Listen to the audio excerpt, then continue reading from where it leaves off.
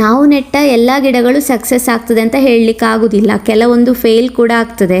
ಹಾಗೆ ಆದಾಗ ಡಿಸಪಾಯಿಂಟ್ ಆಗದೆ ಎಫರ್ಟ್ ವೇಸ್ಟ್ ಆಯಿತು ಅಂತ ಅಂದ್ಕೊಳ್ಬಾರ್ದು.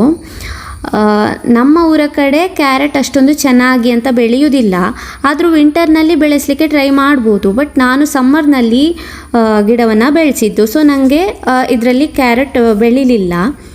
ಹಾಗೆ ಇವತ್ತು ನನಗೆ ನಾನೇ ಸಮಾಧಾನ ಮಾಡಿಕೊಂಡೆ, ಕ್ಯಾರೆಟ್ ಬೆಳೀಲಿಲ್ಲ ಅಂದರೆ ಎಂತಾಯಿತು, ಕ್ಯಾರೆಟ್ ಸೊಪ್ಪು ಗಿಡ ಚೆನ್ನಾಗಿದೆಯಲ್ವಾ, ಇದನ್ನೇ ಯೂಸ್ ಮಾಡ್ಬೋದು ಅಂತ. ಹಾಗೆ ಈಗ ಈ ಕ್ಯಾರೆಟ್ ಸೊಪ್ಪನ್ನೆಲ್ಲ ಕಟ್ ಮಾಡಿ ತಗೊಳ್ತಾ ಇದ್ದೇನೆ, ಉಪ್ಸಾರು ಪಲ್ಯ ಮಾಡ್ಬೋದು ಅಂತ.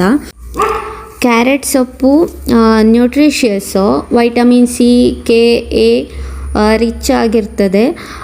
ಹಾಗೆ ಬೇರೆ ಲೀಫಿ ವೆಜಿಟೇಬಲ್ಸನ್ನು ನಾವು ಹೇಗೆ ಯೂಸ್ ಮಾಡ್ತೇವೆ ಅದೇ ರೀತಿ ಇದನ್ನು ಕೂಡ ಯೂಸ್ ಮಾಡ್ಬೋದು. ನಾನಿಲ್ಲಿ ಹುರುಳಿಕಾಳು ಹಾಕಿ ಉಪ್ಸಾರು ಪಲ್ಯ ಮಾಡ್ಕೊಳ್ತಾ ಇದ್ದೇನೆ.